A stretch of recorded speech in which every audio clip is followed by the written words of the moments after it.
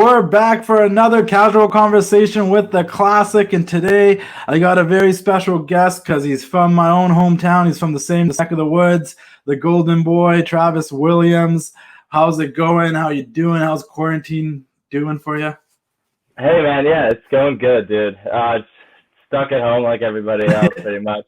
Luckily, I got a little home gym, so I'm not going too stir crazy. Yeah. I got stuff to do. I don't have to do those quarantine workouts, so everyone's again pushing themselves to do all that crazy stuff. But Dude, how crappy are the home workouts? Like, yeah, they I don't look. tried, man, and like, it's weird because there was once upon a time, like when I was probably 22, 23, when I was really heavy on I'm obviously right now it's not been that great, but I was really heavy on the working out at one point, and I'd go to the gym, then I'd come home, do a home workout because I was like so amped up off the pre-workout and everything I was doing. I was down.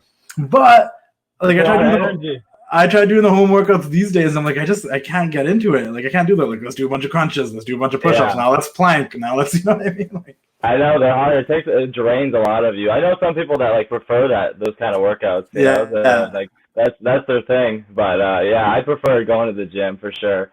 But you're lucky you got a little home gym setup. That's smart. Luckily, yeah. What do you got in there? Just a bench press, the lat pull down. Yeah. Squats. I'm just trying to get my weight up on like the bench and the squats and stuff like that right now. So that's sweet, man. Quarantine's driving people crazy. Yeah. It's everyone too. It's crazy, man. So before we keep going on about quarantine and all this stuff, because it is a weird period, coronavirus 2020 led to the casual conversations with the classic. We know each other because you wrestle here locally at ECCW here in Vancouver, British Columbia, the Pacific Northwest.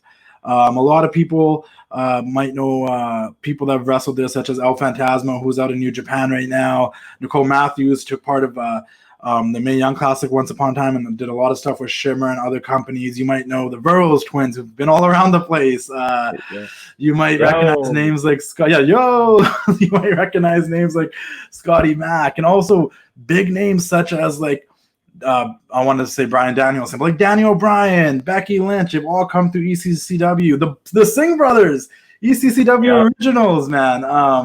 So for those that don't know, like I'm from Vancouver, British Columbia. I know a lot of you already know that, but ECCW is one of the few independent wrestling companies out here that I've actually been connected with and talked to and kind of done with stuff with the most since I've started this wrestling classic stuff. I used to go to their shows since I was like a teenager off and on. Huge Scotty Mack fan who I might have one of these conversations with down the road as well. But Travis wrestles there. He wrestles at ECCW, among other wrestling companies around here. Like you've done stuff with Defy and other companies as well, right? Yep. We'll talk about that, but introduce people. Like, who are you? You're an independent wrestler. Well, Travis Williams. I go by the Golden Boy. I wrestle mainly around the Pacific Northwest, but I'm trying to expand myself, trying to get all over the place.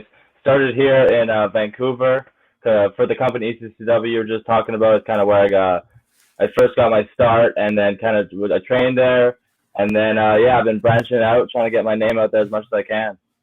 No, that's sweet, man. And I took kind of like a hiatus of coming to ECCW shows for a bit, but like I remember when mostly because I went to California for most of 2018 and I just wasn't here. I was there for like 6 months, but I remember coming there and you were just starting out, and I kind of saw you a couple times, like, oh, this guy's some of the new breed of the students that were in the training school are coming out here now, and you were one of them. And then I come back months later, and I come to an ECCW show, and you're like winning titles, and you're like in the Pac Cup going to the finals, and I'm like, whoa, what a quick boom to this guy being one of ECCW's main top characters, you know?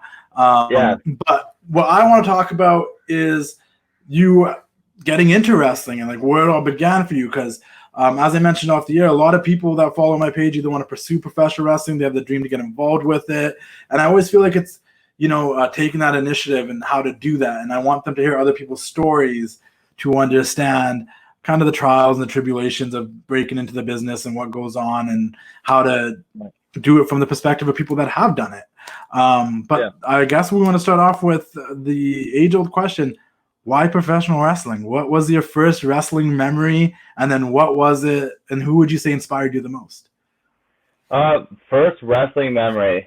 I think my first ever wrestling memory was like I was probably like 8 years old, and I think we're at some like I don't even know where we were. We weren't at home. We were traveling somewhere. I was with my family, and there was it was Taker and I think it was Batista in like a steel cage SmackDown. Yeah. Check the year on that. I have no idea, but I remember just being a kid, and then that was my first impression. And then like that didn't I didn't really stick after that. I was just like, oh, that's what wrestling is, I guess.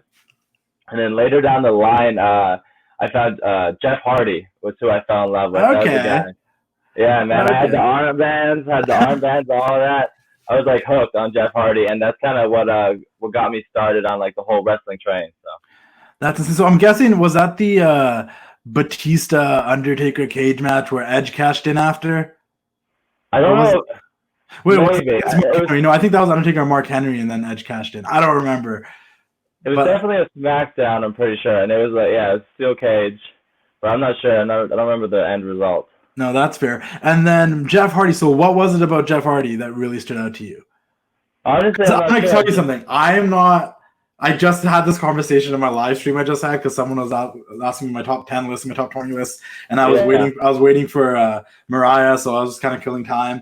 And and someone asked me like, why isn't Jeff Hardy in the top 20 list? And I'm like, unpopular opinion, wasn't the biggest Jeff Hardy fan. Am I a fan? Yes. Do I think he's dope? Do I think he's done a bunch of cool stuff and he's left me with a ton of memories? Yes. Jeff Hardy wasn't my guy. What was it about Jeff Hardy? I think just as a kid, something about like him doing all these crazy stunts and like all this crazy stuff that you're like, it made you want to watch, every week, and it just hooked me. And then, so as far as me, I mean, he'd probably be in my top 10 just because that was my like childhood hero, like the first when I was really young, like 11 years old, that was like the guy I was like the biggest fan of. But and I'm sure there's a bit of an age difference between us. I'm 28. Yeah, I'm 21. So that's why. See, so like when Jeff Hardy was cool, I was like a teenager already, and I wasn't vibing with that. Yeah. But like, you know what I mean? Like that's someone else asking me. Yeah, someone's like, "Why are you such a big Randy Orton fan?" Because I'm like, dude, like I jumped on the Randy Orton bandwagon in 2002 when I was like 12 years old. So when Randy Orton was a legend killer and doing all this stuff, and I was a teenager, like Randy Orton was cool, man. Like, yeah, that's the difference, So I get it. No, I totally get that. I grew up with Orton I grew up with the Orton and the John Cena and Orton with the no I quit match. I think it was like the shaved head Orton. That was a sick Orton too. The Age of Orton, man. That was the whole shaved head Viper thing. No, I got that, man. But no, that's sweet. So when was it? Or what was the situation where you were like, I want to kind of do this. Like I want to try wrestling. Like when did that hit you? It was like high school, like grade 11-ish. When they're like, they talk to you, they come in, they're like, oh, we want you like to pick what you want to do with your life, like what do you want to do for as far as schooling? And it was that whole like, what's your career move? What's your goal? And then like my thing was always, as much as I didn't say it out loud, but between my family and stuff, I was like, oh, I want to be a wrestler. And so I remember even like, so like you knew, like you already knew, it was in the back of your head. Yeah. Yeah. No, I get that. I feel that.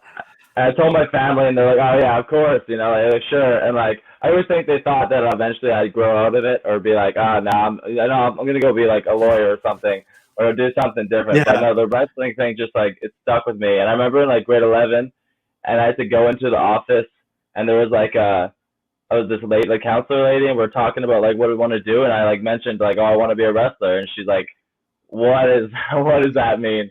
And then we looked up like ECCW.com, like on the computer, like in my school, and we were like scrolling through like all the ECCW, like the roster and stuff, because I had no idea what it was back then too. So I was gonna ask you. So you never went to like an ECCW show beforehand, or really knew that because I feel sometimes that was the case with me too. Like when I remember going to independent shows as a kid, like mostly in high school, we'd go to like these random independent shows. And I can't tell you if it was ECW or ASW because they did trade talent a lot.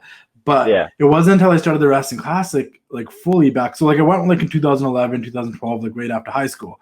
And then 2014, I started the page. And then 2016, I realized, oh, there's like potential here. Like people are wearing my shirts and they know what it's all about and whatever. Yeah. And that's when even myself, I'm like, well, if I want to do more with wrestling, then I should see what independent wrestling companies are around here. And that's when I discovered ECCW again. And then I remember I went to the show and I was like, oh, and you know what's so funny? Actually, it was the Burroughs twins. They followed the page and they hit me up. they hit me up and they're like, hey, why don't you come watch us wrestle? Come to one of our shows here. And I was like, oh yeah, that's actually like that'd be really cool. Actually, I forgot. Like, yeah, there's wrestling here. Like, I should go do that. Yeah. Like, that's smart. Work with the independent wrestling company. Maybe we can get a couple of these guys to do shows and interviews with me and stuff.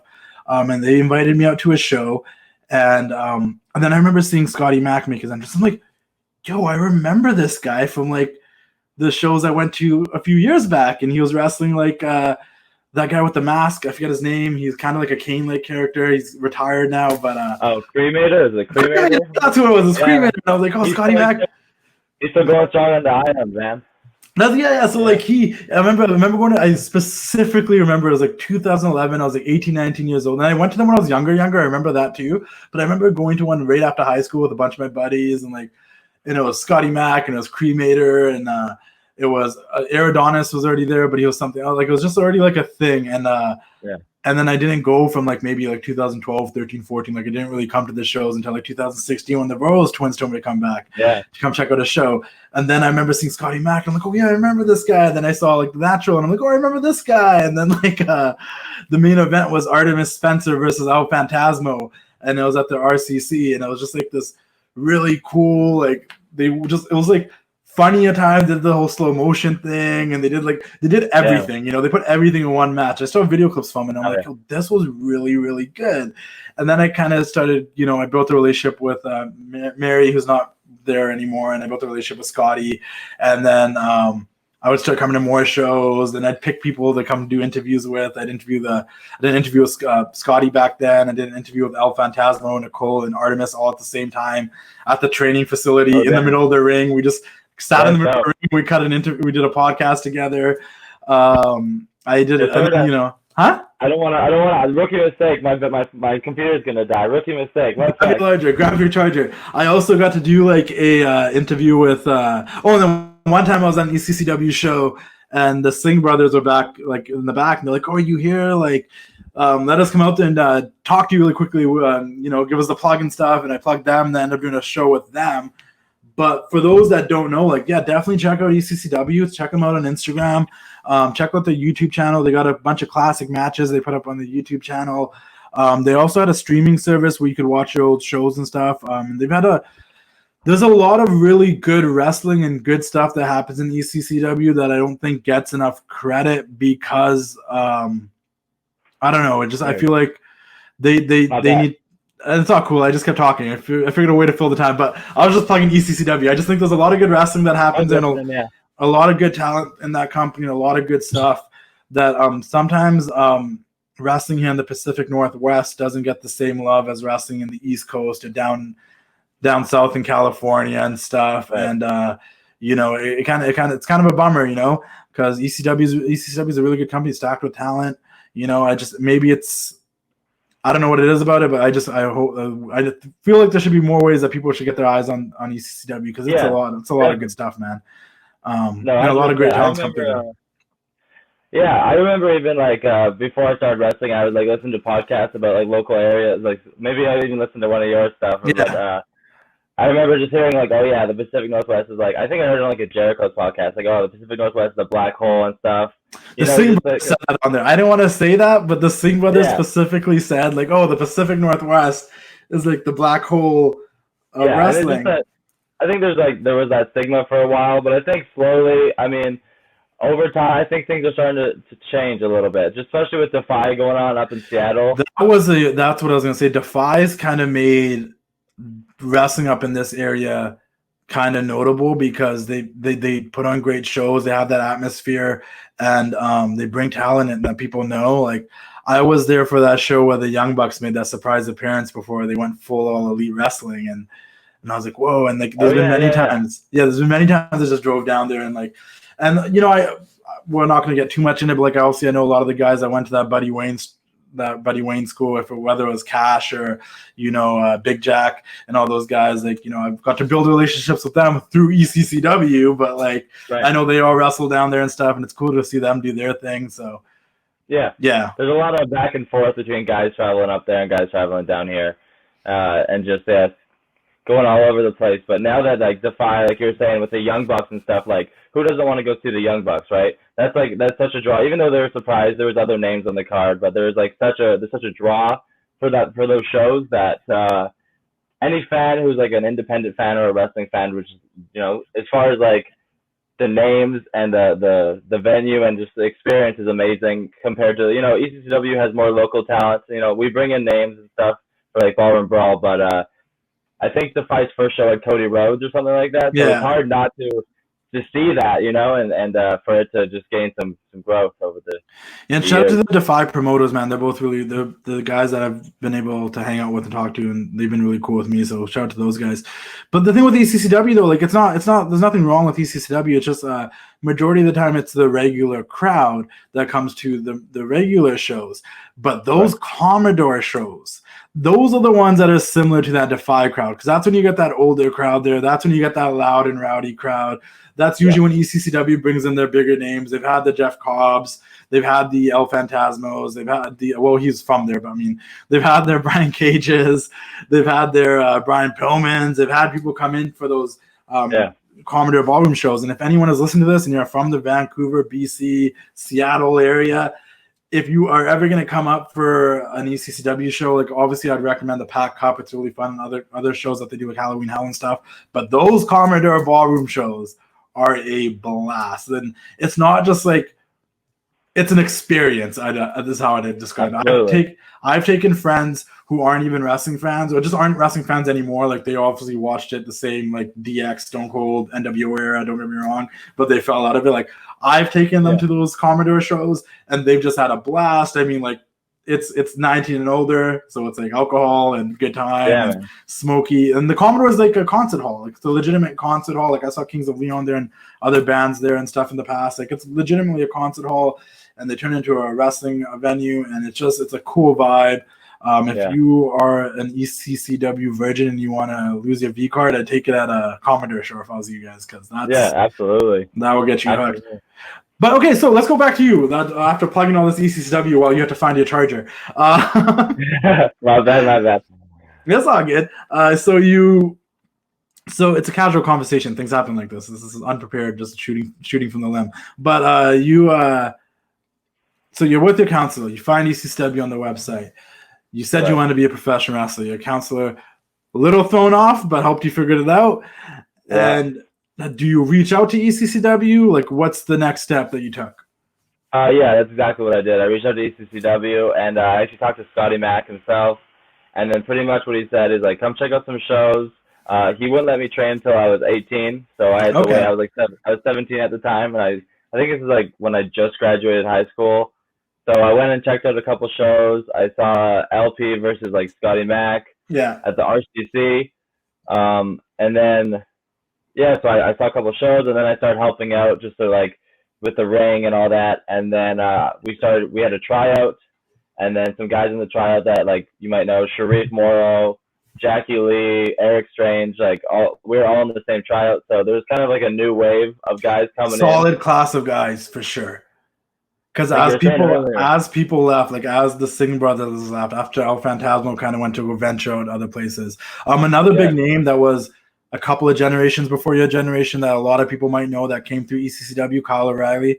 He's made of Undisputed Era. He's I forgot that name earlier on, but I thought I'd throw that out there just to give more credibility to ECCW.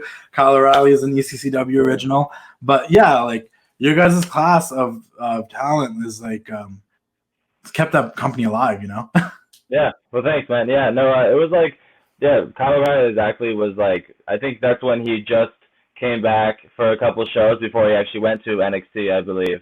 And I was there when he came back to the Commodore. I was hyped, I remember.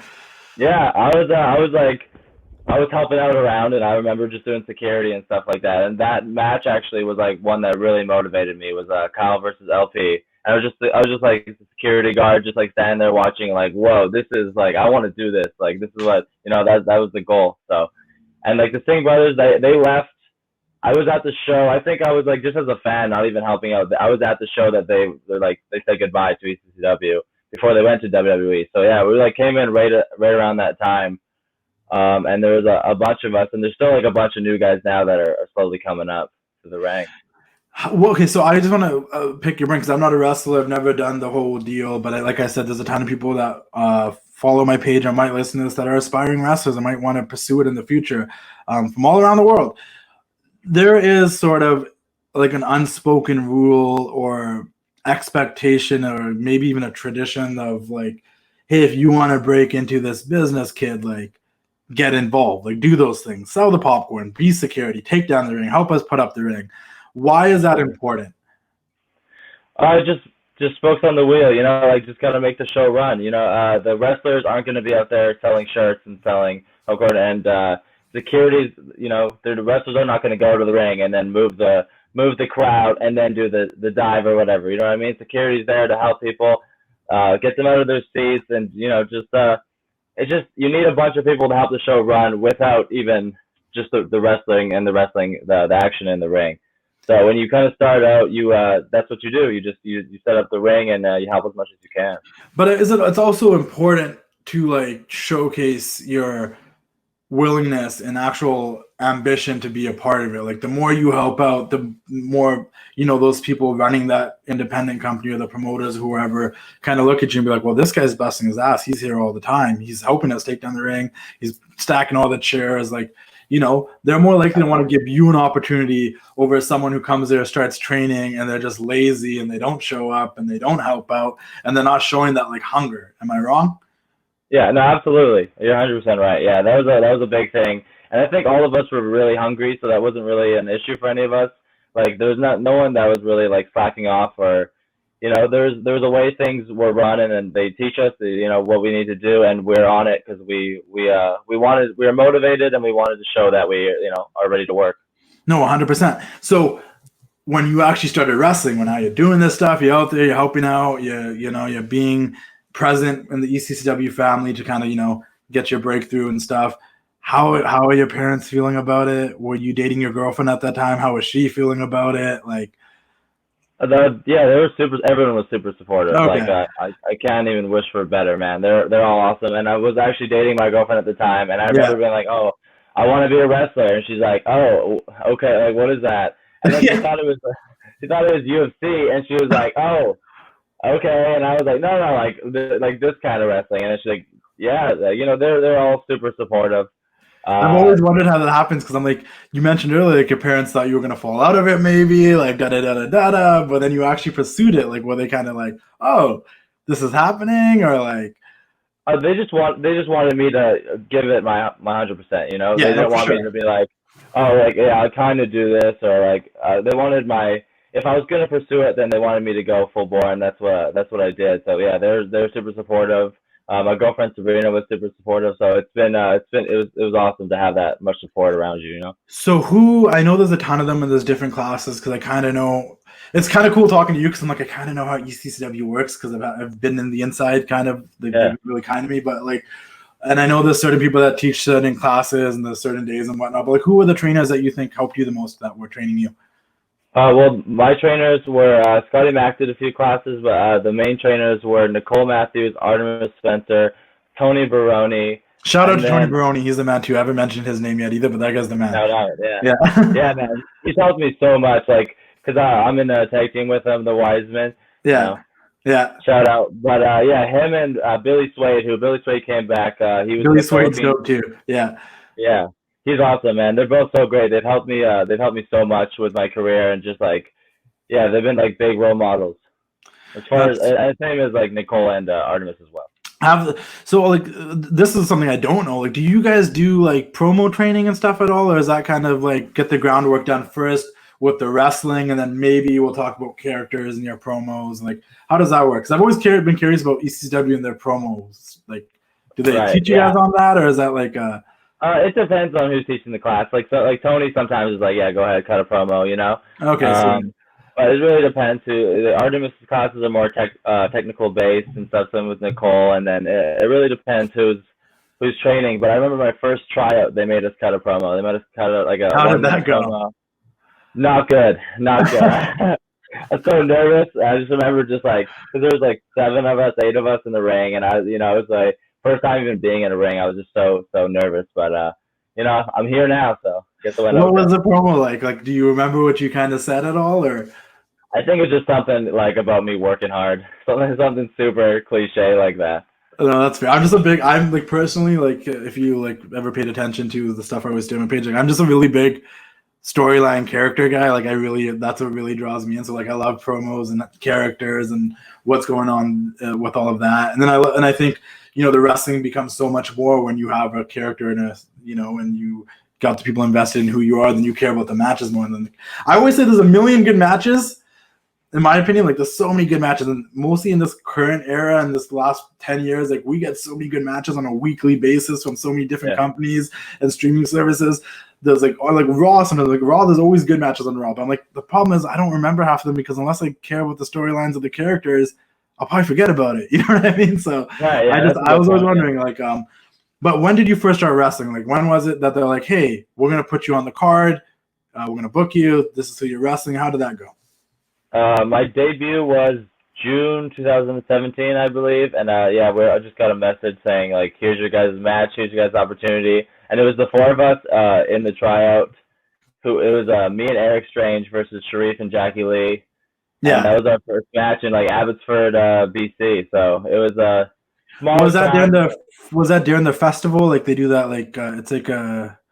Oh, no, it wasn't Agri Fair. It was it wasn't Agri Fair. That's what it's called. Okay. Yeah, it was a separate show, but that was our debut, our first match. How was that? I remember it being really good. I mean, I actually haven't watched it back, so who knows how it went. But I just remember being really happy with it. The nerves, I remember that's the most nervous I've ever been for probably anything. So how do you deal with the nerves? Like, what do you do to mentally prepare yourself? Well, mostly when you're starting and you're like new and you're like, okay, this is it. Don't mess with it. How do you prepare yourself? Do you listen to music? Do you what is your preparation before you get out there? Back then, my first match, could not tell you. I was freaking out, but now I'm more focused. I don't know. I try to just zone into the moment and where I am, and just no music or anything. I just kind of now it's just kind of been doing it for a while, almost 3 years. So it kind of just clicks, and I get into the zone before. So go out there. Going back to my whole love for characters and storylines and all of that, like I've seen you, I know who you are. You're that arrogant, cocky, young kid. You're the golden boy. You know who you are. You got that arrogance. Like, how did you come up with that? Like, where did the character come from? It does seem like it's an exaggerated version of yourself by time. Like you like it comes off very authentic, from my opinion, from my perspective, from seeing you. Like, I know you're not like that, but I know if you turned it up and you were a bad guy, you could be like that. Like that's what it is, It's like, maybe if I had the balls to be like that out in public, I'd be like that. No, but like, how did you come up with that? Like, what was the concept? Like, did you know that's the direction you're going to go? Like, when did you find yourself? Let's say it like that. Like, when did you find yourself as that character? It was a slow evolution. Like my first match, my debut, I had the Letterman jacket on, like from football, from Lord Treasure. I had just wore the Letterman jacket, and then I had like the backless hat. So like my original, my idea for a gimmick, or my first gimmick, was just like the fratty, like douche kind of. That was pretty much like the sporty douche guy was pretty much my gimmick, and I did like a hang loose sign. And I was just an asshole. And then from there, I was looking at Letterman's online and stuff, and I got like this gold Letterman jacket. So it kind of just evolved from there, and I had like the backwards hat still. And then in a promo one day, I just called myself the Golden Boy, and then it kind of it stuck from there. That's sweet. Did you?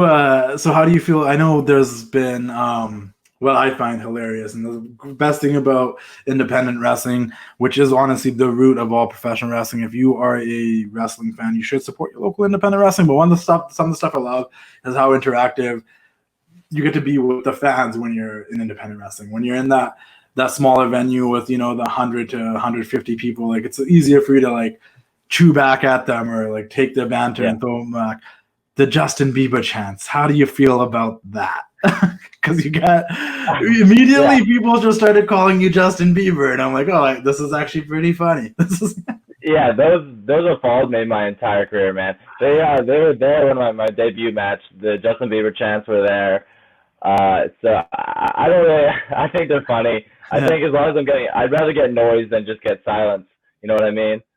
Did people just automatically find like a dislike for you from like the moment you came out? Like, were you like an automatic bad guy, or like did that come over time, you think?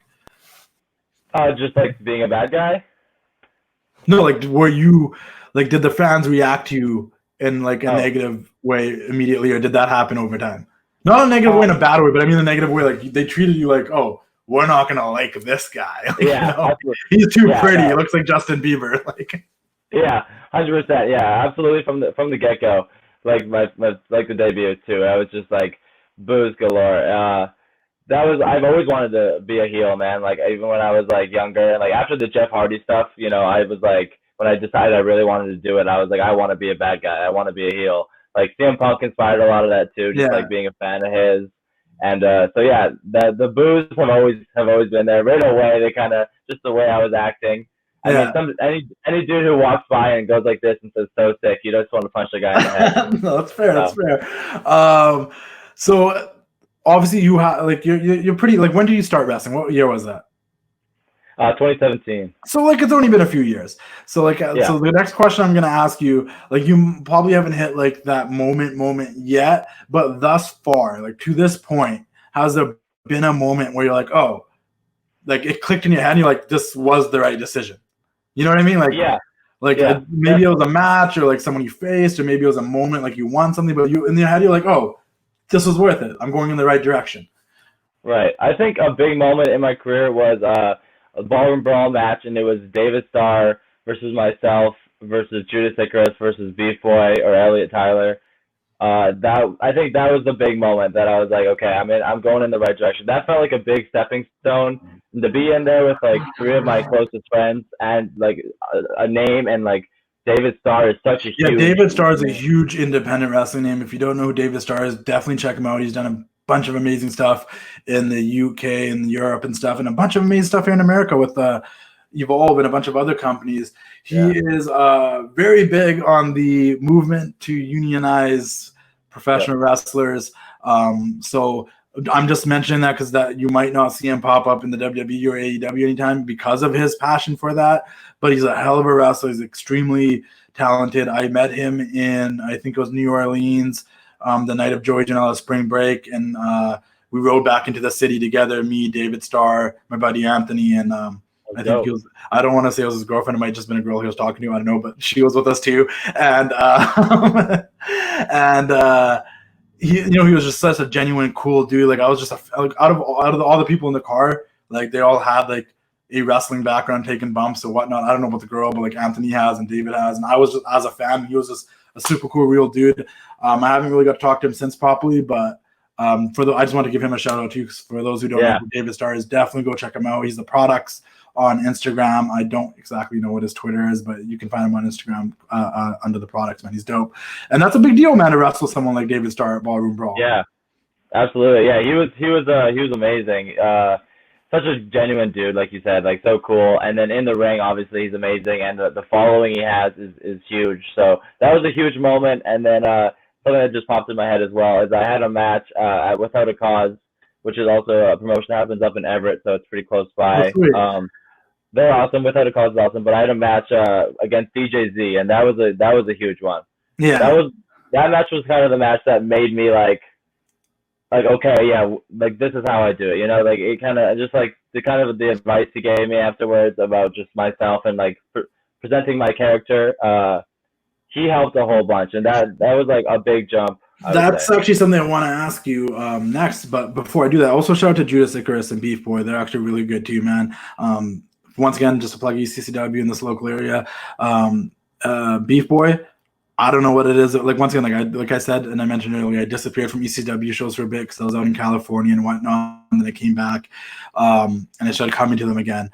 But when I came back to these shows, that dude was over as hell. Like I don't know who he was, but I came back and there was just a Beef Boy movement, man. Like I'm like, oh, okay, this Beef Boy guy is over as fuck. So shout out to him and Judas Icarus. I'm like, there's this dude wrestling with no shoes, and he immediately in the moment I saw him, like this guy's a scumbag in the character way, and he does it perfectly, man. So shout out to him too, man. They're both really, really good young talents on the independent scene. So any of you guys that might be listening to this looking for talent, check them out.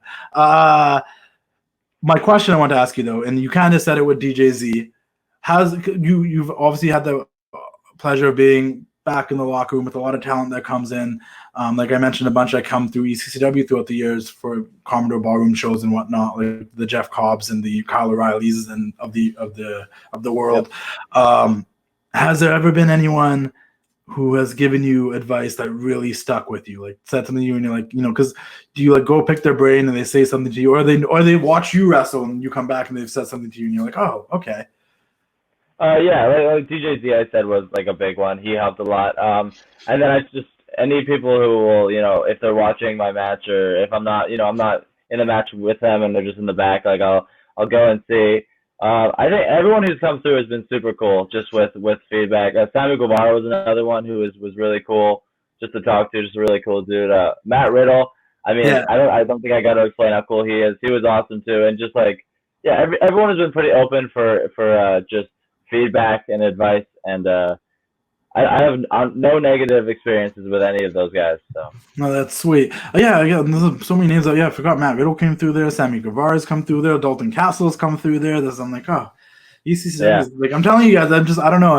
I feel like I don't plug in enough, and I feel like I should. But check out these Commodore Ballroom shows. Check out some ECCW if you can. Support these guys because they're killing it down there, man. And I just feel like it's not the black hole of wrestling, but it doesn't get the amount of love that it should and the exposure that it should, compared to like everybody knows what's going on Beyond, or they know what's going on at Defy, they know what's going on down at Bar Wrestling or PWG, and it's like, nah, man, it's bumping up here too, but we got to get some more love.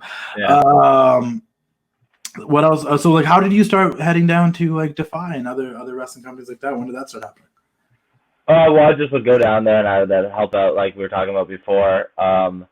And then, so I would just travel down there and be like, oh, hey, I'm here. I'm here to help out. And would do like some seminars if there's any seminars down there. I did I want to say a Matt Seidel seminar. I did one of his. Sweet. And so just showing up really. And then eventually, luckily enough, I got booked. And then I was in that like Defy to Survive match, which was the one that Artemis Spencer won the year before. And then Artemis Spencer kind of like his career took off from then, and then he was doing like Progress and all that stuff. So I did the Defy to Survive with Judas Icarus, and Eli Surge was involved in it, and a bunch of other dudes, and that was like my first match at Defy.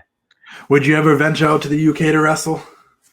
I would love to, man. I would love to. That'd be sweet. I'd love to go everywhere. Yeah, no, of course, obviously. But I just think you brought up Progress, and I remember just a conversation I had with somebody at ECCW once upon a time, and I was like, and he was upset he couldn't wrestle in the United States for certain circumstances. And I went to him like, why not the UK? And he's like, that's a great idea. And I'm like, why don't you just try to get booked out there and start from there? Like, I'm like, it's pop. It was at that time where it was popular, where everyone was talking about Progress and this and that. And I was like, yeah, why don't you just kick it to the UK if you can't go down there? And I'm sure soon enough you'll go down there, But I just a conversation came from my brain. But no, man. And the more I talk to you, the more I just keep thinking about certain people that like like Ethan HD and all these guys out in Seattle and stuff that are amazing people that I love to do this with. It's all coming to my brain now. I don't know what's going on. Yeah. But like that's super cool, man. Like that you pursued it, you started wrestling, you got to wrestle against some people that are really doing some things out there.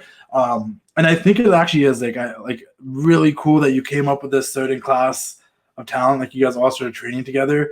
And you're all still doing it together, because most of the time, and you can tell me from your experience, like most of the time, those people, and it might even happen after you're already wrestling with someone. You might see it now where there's certain people, they have all this ambition, like, yeah, I'm going to train to be a wrestler, this is what I'm going to do, and then they just don't last. Yeah, and people fade in and out. That's how it is. Yeah. Why do you think that is?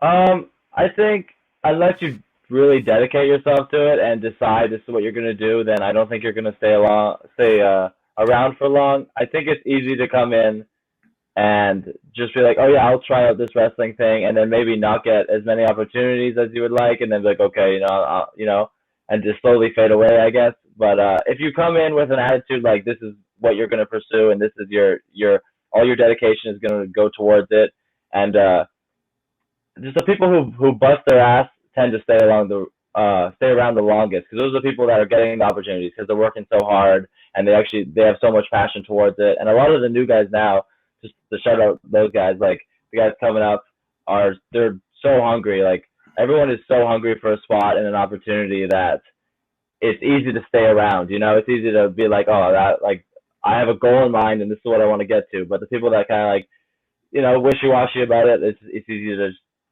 fade away. And I think that's a lesson for like almost anything in life. Like if you really want to do something, and it goes back to what you said your parents kind of said to you, like, hey, if you're gonna do this, and you better go full on and do this. Like there's no half-assing it, Not like I want to try this, and maybe I won't like it, or like I'll, like you gotta have the vision that I want to do this, and you got to get through the road bumps, and sometimes there's hard times. Like, have you gone through anything like an injury or a road bump or a time where you really doubted yourself and you're like, oh, I don't know, like. Yeah, there's definitely ups and downs. There's just like moments. There's definitely for sure just been like moments where I'm like, oh, like I don't know, like I just don't see myself getting better. Or, like it's easy to get down on yourself, or you just maybe don't get that booking that you wanted or that opportunity that you wanted. You see it go to someone else, and it's easy to be like, oh, like I failed, or like, oh man, maybe I'm just not that good. But I think the highs in wrestling and like just life in general, I guess the highs beat the lows. So it's easy just to keep going. And if you don't get that opportunity, like that booking or that match, or maybe you slip up during a match or something, there's always going to be something that'll top that. That'll be better. Like maybe you will get that match one day, or maybe you stuff like that. So, have you ever had the pleasure of being able to do any of the extra work for the WWE or anything when they've come to town? Because that's a big thing on the independent circuit, is getting that. They're coming to town. Let me see if I can maneuver my way in. Then a lot of people that I've talked to that have made it, whether it's like Shad Gaspard or Darren Young or wrestlers I've talked to in the past, or independent wrestlers, like even Scotty has a story about the time he did extra work. Do you have any extra work stories yet? Not with WWE, but I did Ring of Honor. I did.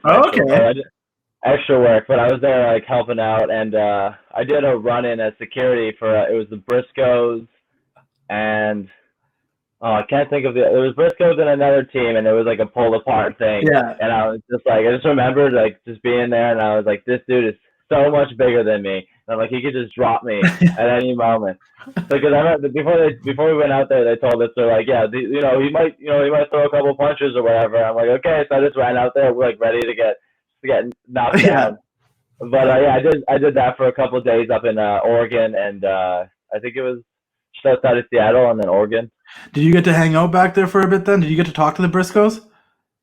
The Briscoes I just said hey to, like nothing, no really like big conversations. Okay. Jay Briscoe, I had never really got to talk to the younger brother Mark, but Jay, and I've been a Briscoe fan since I first saw them on Ring of Honor. Ring of Honor is one of those companies where it was like 2002, and I was eating cereal and I was watching cartoons on a Saturday morning, and then after the cartoons ended, I was like flipping through the channels, and it was like KVOS, like some random network here in BC, and they had like this lower production wrestling on that I knew wasn't like the WWE or WCW was already out of business, but like I knew it wasn't like TNA or like the WWE or something. Like, what is this? Yeah. And it was Ring of Honor, and it was like CM Punk and Bryan Danielson. I'm like, why is Ricky Steamboat there? Why is Mick Foley there? And I was like, what is this? And I've been watching on. I won't say I've been watching religiously since then, but I've been like tuning in and out of it throughout the years ever since then. I'd find it on Saturday mornings. Like now, I actually have a PVR. Like, but I remember seeing the Briscoes when they were like clean shaven, just two brothers, like cool. And I've been a fan of them ever since. And I had this really cool experience at All In. And it was so random. Like, obviously, everyone's in this seats. And I think I left in the middle of, like, a match to go to the restroom. And I passed Jay Briscoe in the hallway. And I was like, hey, how's it going? And we took a picture. And then we started talking. And I'm like, yo, this guy's, like, the coolest dude ever. Like, he's so laid back and chill. Yeah. He's such, like, a cool dude. And then I remember I fortunately got to do a media row for Ring of Honor last year at WrestleMania at Madison Square Garden. And I got to like be backstage and stuff, and I got to talk to him again. And he remembered me. He's like, "Hey, didn't we like see each other like a few months ago?" I'm like, "Yeah, we did." I'm like, "Yeah." Such a super cool dude, man.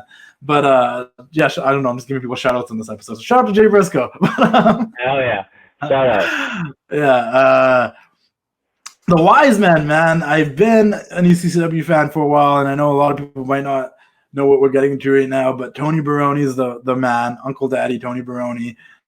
Just always reinventing himself. I actually did a podcast with him in the past as well that I got to find where that is so I can put it out as a bonus episode. Billy Swade, he's dope. How'd you get involved with them? Well, how did they pull you from the crop and say, we're making him a Wise Man? You got to ask Tony Baroni. I guess he's the one that just messaged me one day and it was like, you're joining the Wise Men. And just from like training with them and stuff and watching them perform, I was freaking out. I got the text at home and I was like, holy crap! Like that's big. You know, it was a big step for my career, and they've helped me so much, man. And that was actually when Billy Swade was in the Philippines, training guys and wrestling. So he was away, and it was just me and Tony for a bit. And then Swade came back, and then I got to meet Swade, and then he helped me with so much stuff. Just like, you know, they both have just helped me with just my wrestling style, and as far even like not even in the ring, like outside of the ring, how to, you know, carry yourself and stuff like that. They've been like such a great help. Both those guys, I can't put them over enough. No, that's fair, man. It's just, they're like one of the more popular acts that have been going on for years around in that ECCW company. And to be a part of them, it's pretty cool, man, because they're established. People know who they are, and you fit like a glove. Like you fit perfectly. Like when I came back to the shows and I saw you with the Wiseman, I'm like, oh, they got that arrogant kid. He's with them now. That's cool. And you're the golden boy, so you're kind of like the protege to two vets. You know, you're like the grooming you to take over. You know, that's what it kind of feels like. Sure. Some of your favorite matches, man. If people want to check you out, or any of your matches on YouTube, like where can people check out Travis Williams? YouTube. There's a bunch on YouTube. Some of my favorites, so the David Starr one I listed. The DJZ one was a good one. That was like a while ago, but that was a good one. Just trying to think of all kind of the recent ones. I've had a couple good ones against Elliot Tyler, Beef Boy, and I've also had a couple like Judas Icarus. There's one against Sharif Morrow that I'm really proud of, and then there's also Sharif's the man too. Just generally, just as a human as well. Like he's one of the most. Like when I come to the shows, he's one of those guys I love talking to because he's just like such a personality, just as a human. He's got an amazing personality. We clicked from the get go. Okay, a little bit here, but we've always clicked. The moment like we walked into that tryout, we've been close. So to have that match with him, because we didn't get to wrestle for like since we started training, it was like 2.5 years, and we never got like a singles match together. So when we finally got that singles match, we kind of knew we had to go out and like prove ourselves. And we've always wanted it. We've always talked about it. So that match is I'm proud of. And it's so cool because you got this little clique that you trained with and you came up with together. That regardless of what goes on, that what you guys doing your separate things, good guys, bad guys, or whatever, like there must be some sort of like camaraderie between you guys, especially because you guys did it together. Like you were that one class, and it's kind of like, you know, like a certain NXT class, like when they're on the main roster, like they know they got that different, unique bond because they came up in that. And I'm not trying to say it in a negative way, but from a fan perspective, from someone who is an ECCW fan that was coming to the shows, there was a period where it seemed like a lot more guys were leaving or not coming back from like Seattle and stuff, and they had to kind of rebuild. It's kind of like a hockey team, you know, like you have this solid team, and then people start getting signed and traded or retiring, and then you have to rebuild, and then you go through those years where it's like, oh, now there's all these players that like happen to the Canucks. Like right now, like there's a bunch of players I have no idea who's on the Canucks. The days of like the Bertuzzi, Naz, and Morrison is gone. The days of the Sedins and Kessler, it's gone. Burroughs, like it's gone. Like you have this thing, and then there's always a rebuilding period. It happens with the greatest teams in sports. Absolutely. And it happens in independent wrestling where like there was a solid group of guys there. There was Artemis, there's Nicole Matthews, there's Scotty McElroy is fully active. There was El Phantasmo, there was the Cremator. There's like this solid group of people that were there, and then you slowly saw people either getting picked out, going to NXT, going to Japan, going to Europe, just staying down in you know the Washington area instead of coming back to ECCW more regularly. And there's this new crop of talent that came up that was you guys. You guys held it down, and I just feel like that must create like some sort of a special bond between you guys because deep down inside, like you'll never say it because you know having an ego in wrestling is a bad thing to have. But you know, like we held this shit down. Like you know, like you guys probably take pride in that. That's really cool, don't you think? Yeah, no, just to come up with those guys and kind of like, hey, we're talking about like the new wave of guys, and that your explanation was perfect for just rebuilding sort of thing. But so it's been like I'm close with all those guys, and Eric and Jackie too as well. We've had like we got the opportunity to have some matches, and then we just had that mentality like, oh, we got to kill it. And same with Judas Icarus because he started on Vancouver Island actually. I don't want to tell his whole story, but he started on the island and then he came over to ECCW. So then he kind of came over like in the middle of that, and then we kind of came up together. Same with Elliot Tyler, who was over with All Star, and then he kind of started wrestling for ECCW and training with us more. and then it was like kind of all of us coming up at once. So I'm tight with all those guys. And same with Liza Hall and Eli Surge. Yeah, and like this is the thing. Like I said, like I took a break from ECW because I went and lived in California for 5-6 months, and I came back and doing one of a ton of the vets obviously still there. Like we said, Billy Swade's still there, Tony Brony's still there, Andy Bird's still there. Like there's a ton of guys that have been there since the old class, and they're still there, kind of like mentors and vets of ECCW. Like Artemis Spence's still there, Nicole's still there, Scotty's still there. Like not to name drop everybody, but like Pesky's still there. Like there's a bunch of guys that have been there and are still there that I remember from like when I first started coming back and I built relationships with. But then I came back and I'm like, oh, there's a whole new crop of guys, and realistically. As much as those guys are like the backbone of the company, you guys, the fans embrace you guys, and you guys are like the new upcoming stars. Like it's and it's cool to view it that way because it's like, oh, this is these guys are never going to die because of this. Like you guys are the ones that kept this going. Not that those guys don't, but they need people to compete against. They need people to mentor. They need someone new to come bring life back into the wise men. They needed, these younger guys to try to take these guys off the top of the mountain, fresh faces, storylines, all that. And then a lot of those guys, like, like who was it that retired and came back? I forget his name. He had the neck injury. I was there with the Commodore Ballroom when he retired. It was like a big deal.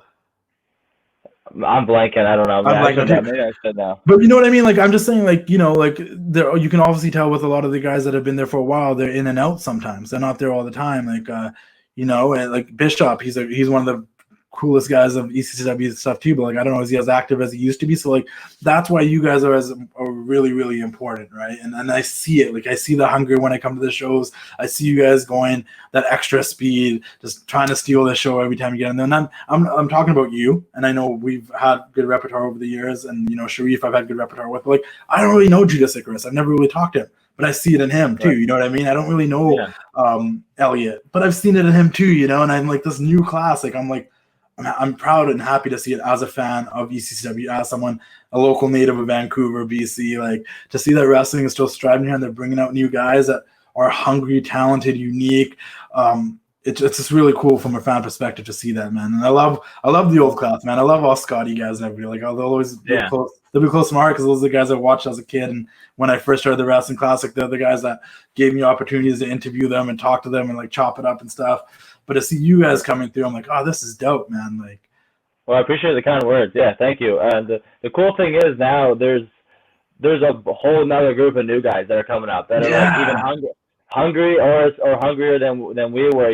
They're like, so there's a whole another class of guys that are like just bonding together, like we bonded together, and are like hungry for an opportunity and are training every class and they're just busting their asses. Like there's a new tag team coming up, a Coco Flash and Shook Smash. They're dope. Yeah. And then there's Evan Rivers, and then there's guys like I can't blank. Sebastian Wolf and Matt Johnson and all these new guys like coming up through the ranks. And it's awesome to see because it's kind of like, even though I've only been doing it for 3 years or whatever, it's kind of cool to see like those guys and be like, oh yeah, I was like that once, And and then that's the thing. Like what I'm trying to say is like mostly this episode, if you're in this Seattle, BC area, Washington State, BC area, Calgary or whatever, and you want to wrestle and you want to train, like what I'm trying to say is that like I think ECCW just generally has done a really good job of making that wheel continuously turn, regardless of the fact. And the fact that, as much as people might say, like the Singh brothers, whoever might say, oh, it's a black hole of wrestling, like there's been people who were wrestling here and just been plucked. And don't get me wrong, they started here, they took that extra mile, they started trying to get booked in shows in the UK or in America, and they put in the road miles. The Singh brothers always tell that story about how they flew to Toronto to be backstage as extras, and and the biggest thing, and I took this from the interview of the Singh brothers, and I always say this, the biggest thing I took from them, and this might even be like good for you to hear, and I'm sure you already know this because you seem like you're already doing it, but what they said to me on their thing, and it even worked true for me because I just started doing it and I started getting opportunities, was you just got to show up, you just got to be there, even if nothing might happen. Just show up, be available, and be in their face, and eventually someone will be like, "Well, these guys are here." Like, you know what I mean? Yeah. The Bulls are a good example of guys who are just like are just getting places, and just busting their ass. Because they just show up places, and I know they have. They'll go do that Ring of Honor camp. They'll go do the Harley race camp. They'll go do this thing. And shout out to those guys because they bust their ass. And sometimes I always kind of think, I'm like, man, it was probably easier for like the Singh brothers and Navarros because like they do it as brothers, and you have like that solid person that's going to go do it with you. But like the point of it all is just to go do it anyways. Just go get involved, go out there, reach as far as you can, and take those risks. Get out of your comfort zone and just try it, right? Absolutely, yeah. So I want to ask you, like, if you were going to give advice to anybody that want to pursue this, if you could go back and talk to Travis Williams of 3 years ago, and you could give him any sort of advice or recommendations, what would you say? I would say if there's anyone that, is deciding they want to be a wrestler and just not sure what to do, whether they're older or younger, like whatever it is, and maybe you're not in the Pacific Northwest, just find a wrestling school. I promise there's a wrestling school nearby, or if it's like an hour out, there will be a wrestling school. Independent wrestling is growing day by day. I mean, right now, clearly not because of this whole. Thanks, COVID. But it's growing, and there's independent wrestling is huge right now. So find a school, go train. And if I could give any advice to myself back then, I would say just stay hungry. I don't know, just keep working. Don't let the lows or like the opportunities that you don't get.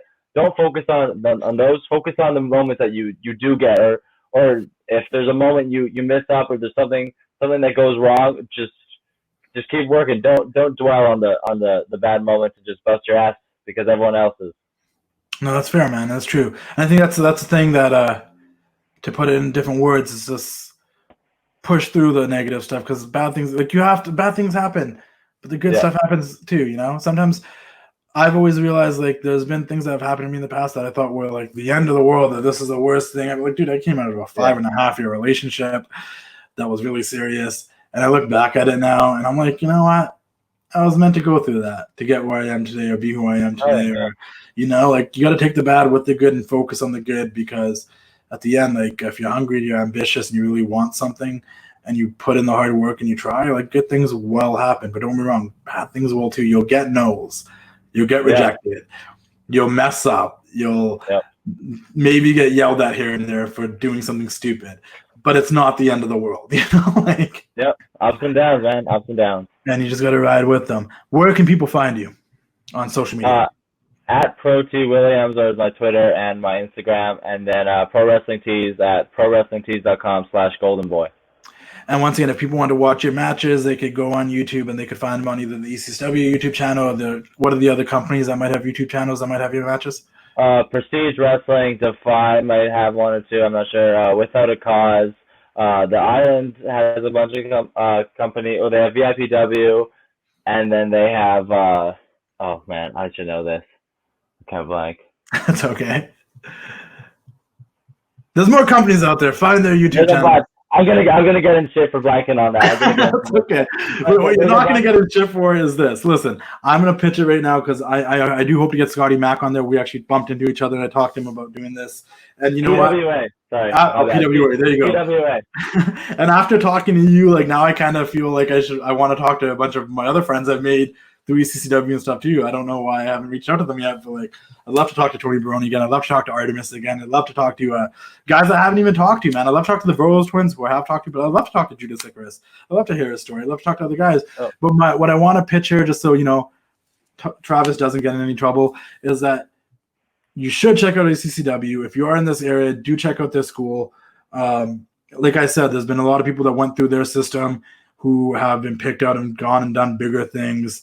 I've dropped a bunch of names, whether it was Calarelli, El Fantasmo, Luther, who didn't come through their school, but like he was a big part of it, ECW for a while.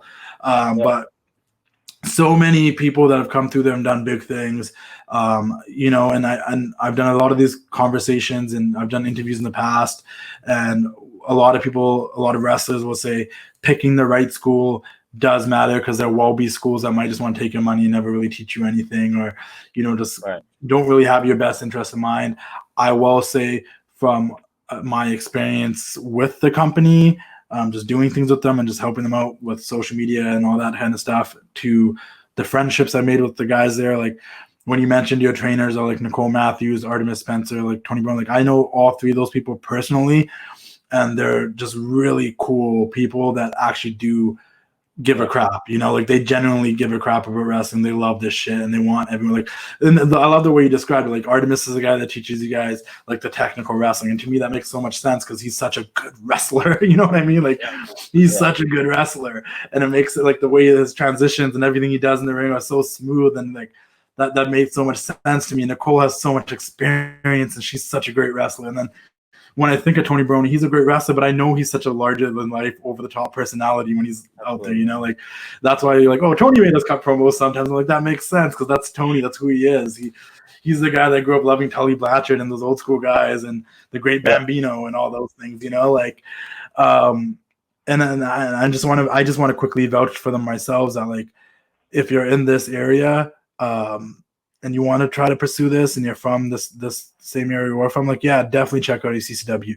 And I'm not saying don't check out the other schools around here. I don't know much about the other ones. I don't know what they do in the island. I don't know what they do at ASW, but I can vouch for ECCW myself.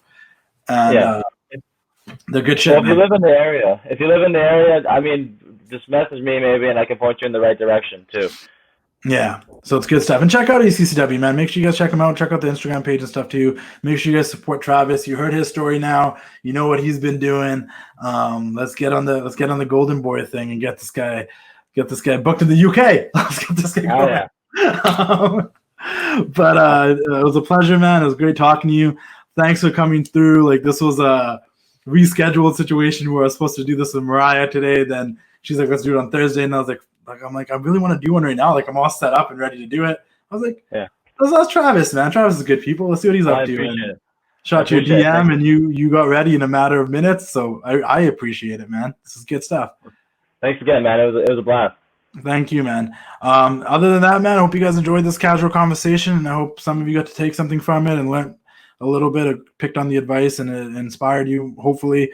And we'll be doing more of these, man. Like I said, we got more to come, and as long as you're in quarantine, I'm trying to give you guys some more content to listen to and just some more stuff to watch, because boring times we're in, man. Everyone's locked down. And when the world gets back to normal and when things start opening up again and wrestling and independent wrestling is alive and well again and shows are going on, go check out Travis, man, whether he's in the Washington area, whether he's in Oregon, whether he's in BC. Maybe he'll make his way down to California. Who knows? Go check him out. Support the guy. Check out Travis Williams, Pro T Williams on Instagram and Twitter. And I think that's it. Do you have anything else you want to add? No, thanks for having me on, bro. And that's all, folks. We'll see you all next time. Dig it!